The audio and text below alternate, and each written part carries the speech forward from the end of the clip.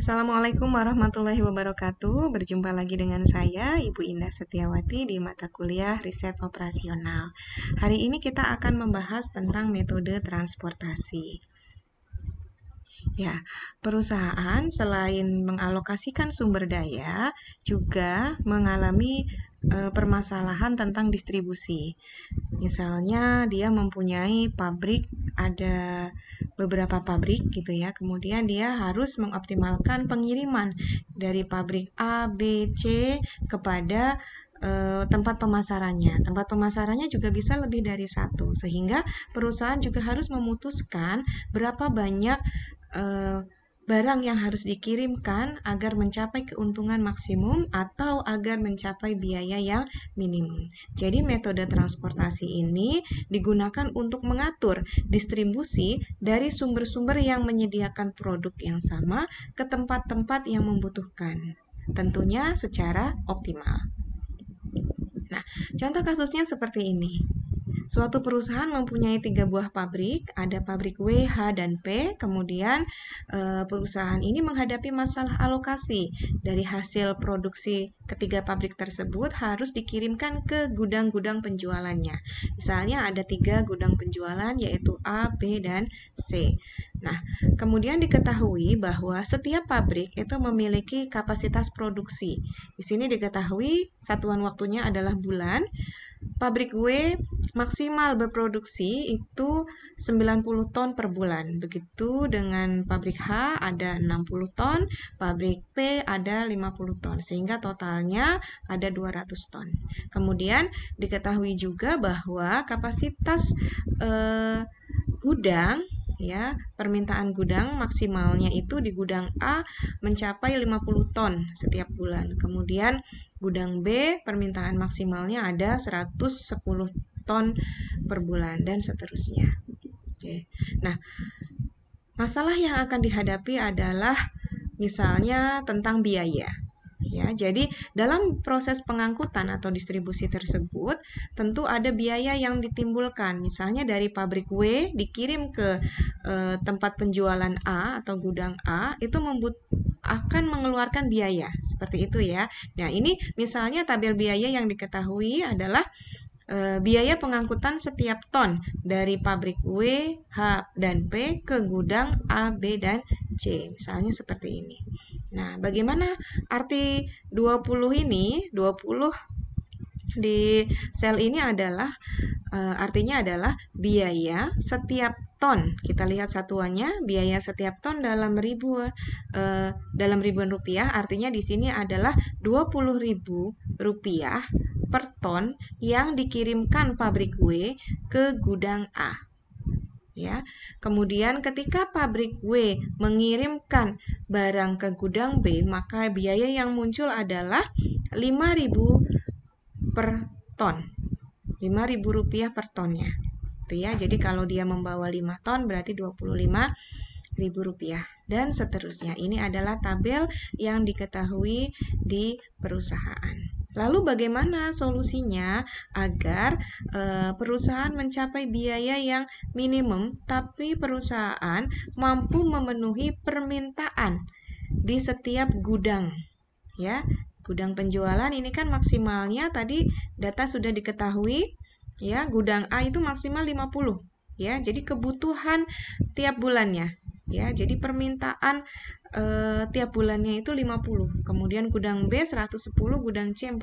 Jadi ini yang harus dipenuhi oleh perusahaan. Tapi sumbernya dari pabrik yang mana? Itu melihat biaya yang minimum. Jadi target kita belajar hari ini adalah untuk menentukan distribusi dari tempat asal ke tempat tujuan agar memenuhi permintaan tempat tujuan namun mencapai kepada biaya yang minimum.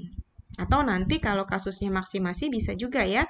Jadi maksimasi adalah agar perusahaan mencapai keuntungan yang maksimum seperti itu. Baik. Ya, pertama kita lakukan tabel alokasi. Cara menulisnya seperti ini ya. Jadi di sini ada X11 itu artinya unit ya atau produk yang dikirim dari pabrik satu atau dari tempat asal satu ke tujuan satu, gitu ya. Dari pabrik W ke tujuannya adalah gedung A. Ini adalah banyaknya unit yang akan dikirimkan, berarti sekian ton ya, karena satuannya adalah ton. Dan seterusnya. Kemudian kapasitas, ya, kapasitas pabrik ada di paling kanan, kolom paling kanan. Kemudian kapasitas gudang atau kebutuhan maksimum ya, atau permintaan maksimum gudang yang harus dipenuhi adalah untuk gudang A 50, gudang B 110, gudang C 40. Nah, kemudian dari tabel alokasi ini bisa kita buat fungsi batasan dan fungsi tujuannya seperti ini ya, bisa kita pahami ya. Fungsi Z-nya adalah biaya 20 dikali unitnya, unit yang dikirim. Jadi 20 X 11 ditambah kemudian ke baris berikutnya kolom 1, 15 X 21 ditambah 25 X 31 ditambah 5 X 212 gitu ya, dan seterusnya gitu ya.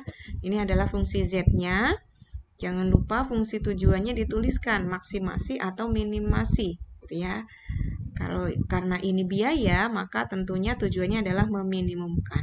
Nah, fungsi batasannya juga kita bisa tahu ya.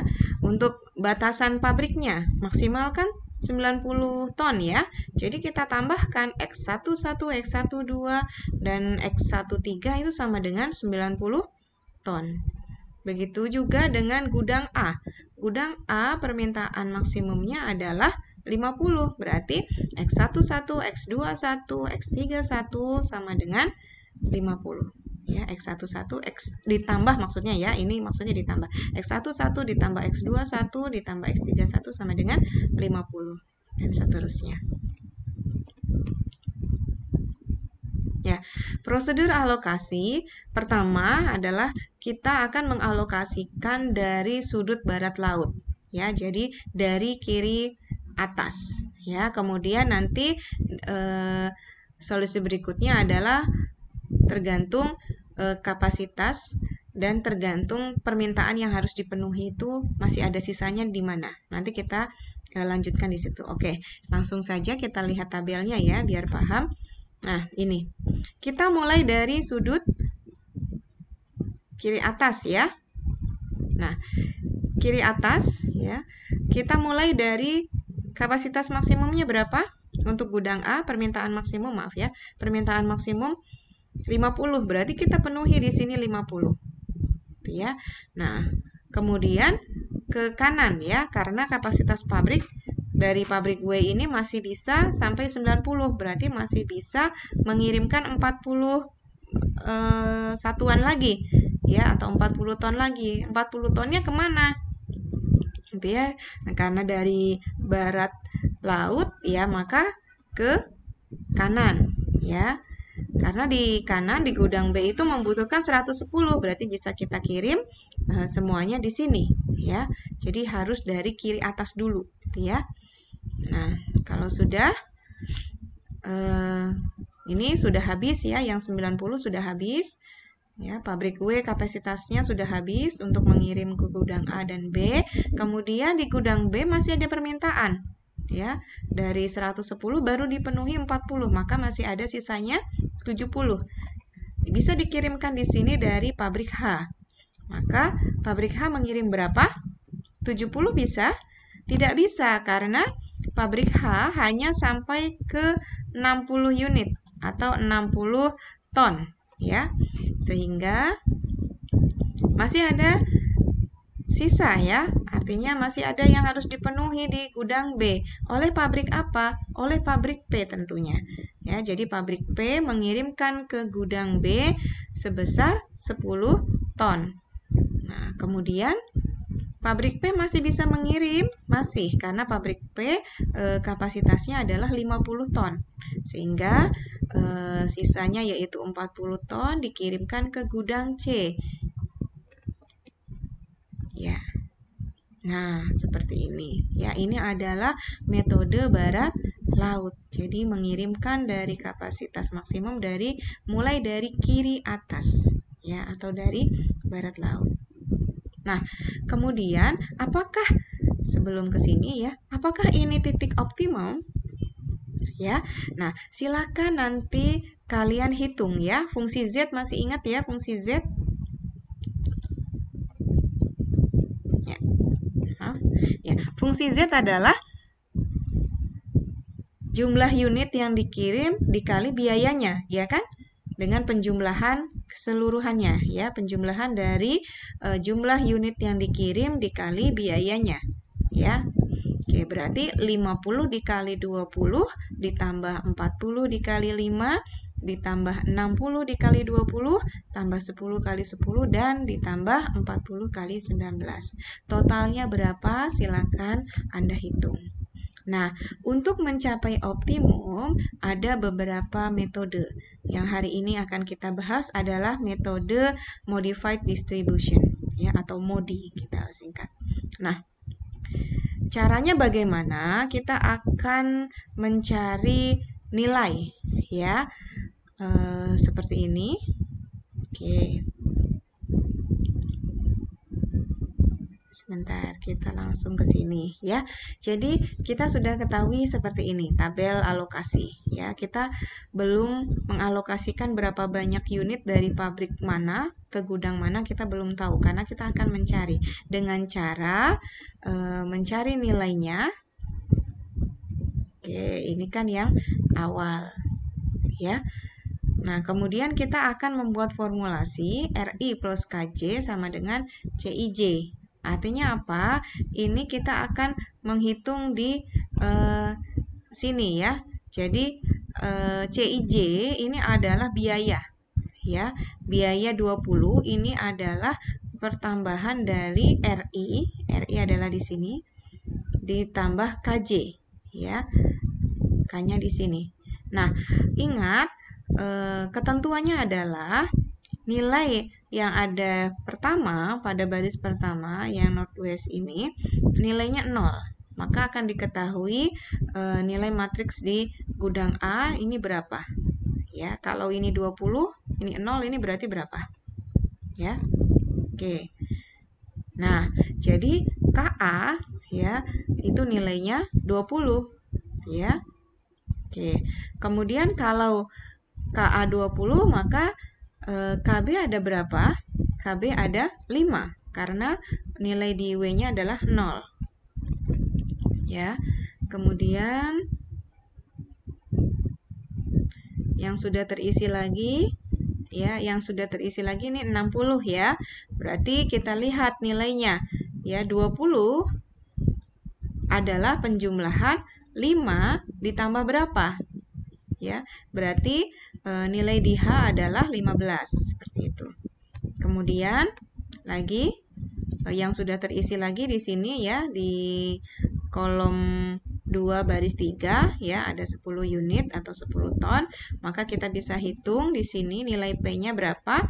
Nilai P adalah penjumlahan 5 ditambah P sama dengan 10 gitu ya. Berarti nilai P-nya adalah 5. Gudang C kita lihat di baris 3 kolom 3 di sini gudang C terisi 40 ya, berarti kita bisa cari nilai ini ya, matriksnya 19 adalah penjumlahan 5 ditambah 14. Oke. Selanjutnya kita akan menghitung indeks perbaikan.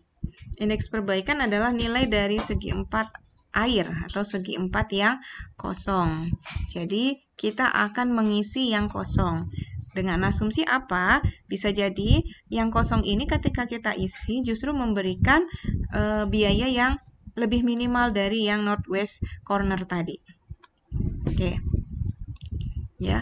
Jadi dengan cara ya kita lihat segi 4 airnya. Sebentar.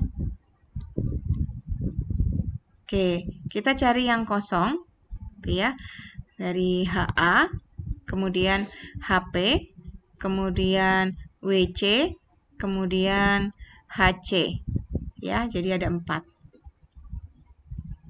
Oke, nah HA kita bisa hitung dengan indeks perbaikan adalah dikurangi ya, CIJ dikurangi RI dikurangi KJ-nya ya. 15 dikurangi 15 dikurangi 20 ya, coba kita lihat ya. Ini ya, 15 dikurangi 15 ya dikurangi 20 gitu ya. Jadi minus 20. Begitu juga dengan segi 4 air yang ada di PA ya. Yang di PA itu kan 25 kurangi 5 kurangi 20. Oke, coba kita lihat ya. P dan A ya. 25 ini ya, kurangi 5 kurangi 20 gitu ya. Oke, kemudian yang WC 8 kurangi 0 kurangi 14 minus 6 dan seterusnya ya.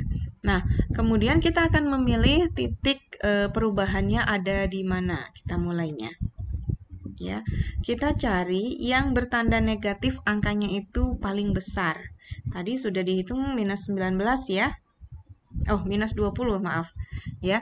Jadi minus 20 itu nilai yang negatif paling besar ya. Artinya apa? Artinya dia yang paling memungkinkan untuk kita ubah ya, punya dugaan bahwa disitulah memiliki komponen biaya yang paling kecil seperti itu. Sehingga HA inilah yang akan dipilih sebagai segi 4 yang akan diisi ya. Nah, bagaimana cara pengisiannya ya? Nah, ini langsung kita ini ya. Jadi pilih satu yang terdekat ya, mempunyai yang sudah diisi dan satu baris gitu ya. Itu adalah HB gitu ya. Kemudian pilih yang terdekat yang mempunyai isi dan sekolom dan beri tanda negatif kedua. Jadi nanti positif, negatif, positif. Jadi begini. Oke. Ya. Jadi kita sudah memilih ya di kolom HA yang akan kita perbaiki. Nah, maka kita akan mengisi gitu ya. Ini tandanya nanti positif. Ditambah, kemudian boleh ke kanan. Sebenarnya boleh ke kanan, boleh ke atas juga ya. Jadi kalau ini sudah positif, nanti ditambah berapa ya. Maka yang di sini adalah negatif ya, ke kanannya negatif. Ya. Kemudian ke atasnya yang sudah diisi lagi menjadi ditambah, kemudian di sebelah kirinya dikurangi gitu ya. Jadi yang tadinya kosong kan akan kita isi, maka yang tadinya diisi akan berkurang yang di sebelahnya ya, baik itu di sebelah kolom ataupun di sebelah barisnya. Maka yang di seberangnya ini akan mengikuti ya, setelah dikurangi berarti ditambah, karena nanti jumlah kan harus tetap ya, tidak dikurangi semua ya. Jadi agar pengurangan penambahan ini nanti nilainya kan akan tetap 0 ya. Jadi ibaratnya kalau misalnya HA ditambah 20, maka yang tadinya 60 akan dikurangi 20. Yang tadinya 40 akan ditambah 20.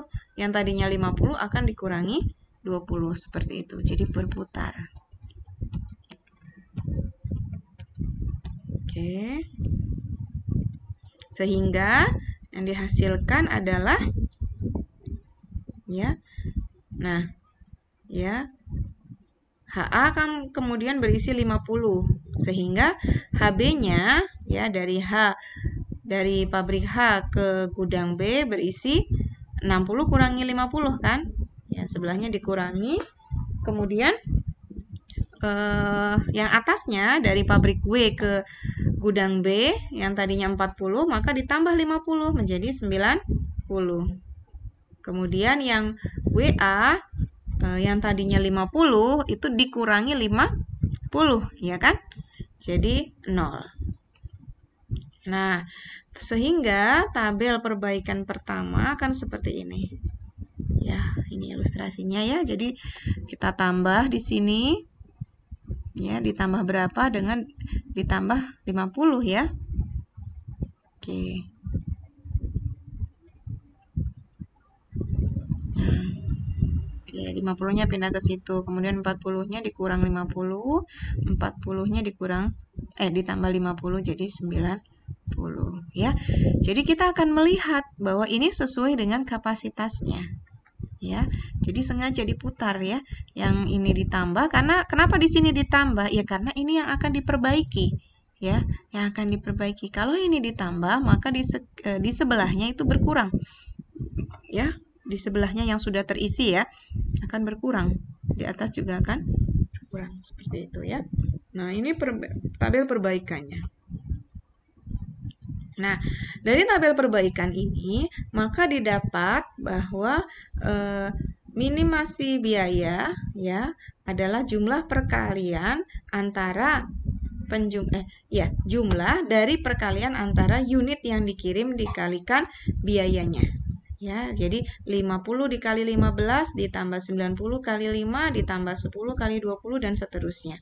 Nah, ini didapat dengan nilai 2.260.000 rupiah ya, berarti 2 juta ya, 2.260.000 rupiah.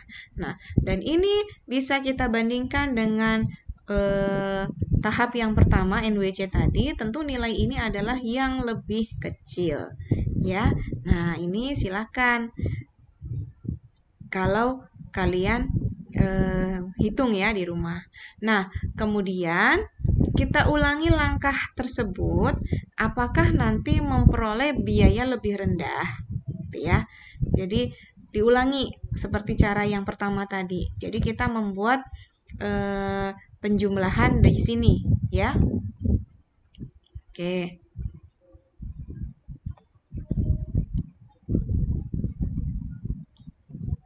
Ya.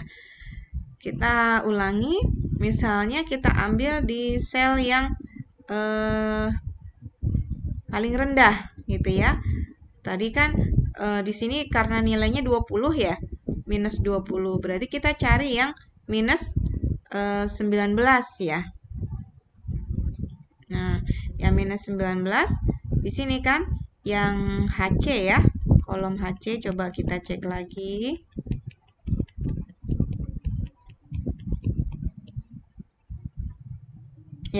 Ya, jadi di minus 20 itu sudah ya, kita sudah dapatkan. Sekarang kita coba perbaiki dari kolom yang negatif terbesar kedua, yaitu minus 19.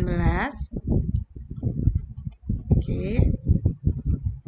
Kita akan sama menggunakan ini proses ya. Jadi nanti kita akan tambahkan di sini, kemudian kita akan kurangkan ke yang sudah diisi di dekatnya. Oke. Di sini ya bawahnya. Kemudian kita kurangin juga di sini ya. Ya, berarti kalau sini udah tambah, berarti di sini dikurangi bawahnya, kemudian sampingnya itu ditambah, di atasnya dikurangi. Jadi akan berputar.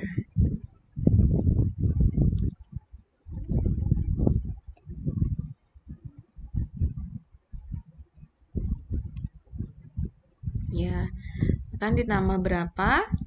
Ya.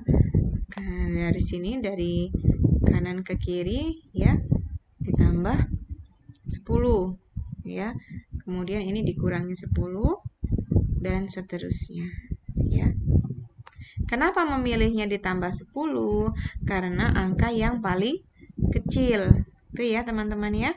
Jadi kita akan menambah atau mengurangi itu melihat angka yang paling kecil. Itu ya. Sehingga posisi yang sekarang adalah seperti ini ya. Setelah tadi perbaikan pertama, sekarang dilanjutkan dengan perbaikan kedua. Ya, ternyata biayanya adalah 2.070.000 rupiah. Artinya biayanya lebih rendah. Nah, kemudian kita akan coba di sel yang kosong berikutnya dengan nilai yang lebih rendah lagi. Jadi terbesar ketiga. Itu adalah dari pabrik W ke gudang C. Ini ya, dari pabrik W ke gudang C, maka kita tambah minus. Nah, kali ini tambah minusnya ke baris ketiga. Kenapa?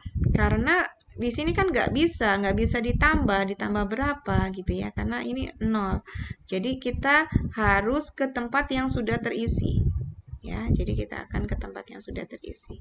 Segi 4 airnya tempat yang sudah terisi. Ya, jadi kalau di sini nanti ditambah, maka di sini berkurang, di sini ditambah, di sini berkurang. Ditambah berapa? Ya, ditambah yang paling dekat adalah 30 gitu ya.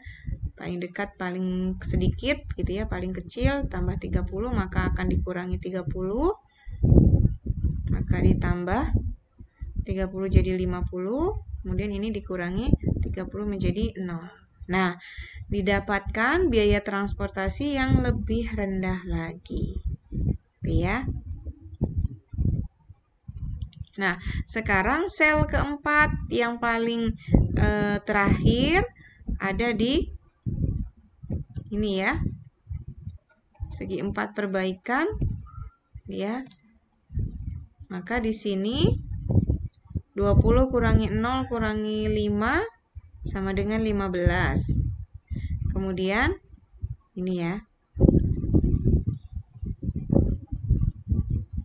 Kemudian dari WB-nya 20 kurang dari HB-nya 20 dikurangi 2 dikurangi 5 sama dengan 13. Ya. Ini 20 kurangi 5. Oke. Kemudian PA ya di sini 25 dikurangi 5 dikurangi 13. Gitu ya.